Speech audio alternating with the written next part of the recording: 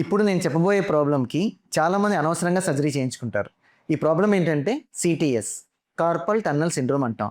ఇందులో ఏమవుతుంది అంటే ఈ రిస్ట్‌లో నరం నొక్కుకుపోయి ఈ 3 వేళ్ళలో విపరీతమైన మంట, తిమ్మిరి ఉంటుంది. దీనికి సైంటిఫిక్‌గా చూసుకుంటే సర్జరీ రికమెండేషన్ గ్రేడ్ 2C అయితే ఇంజెక్షన్స్ రికమెండేషన్ గ్రేడ్ 1B.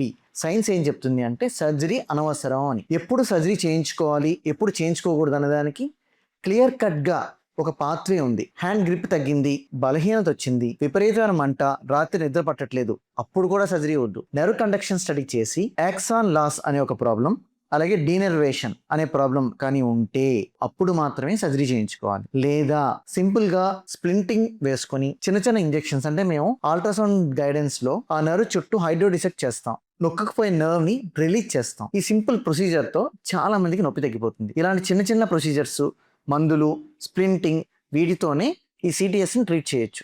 ఇంకో ఇంపార్టెంట్ విషయం ఏంటంటే చాలాసార్లు ఈ సర్జరీ చేయించుకుని స్కార్తో పేషెంట్స్ వస్తారు.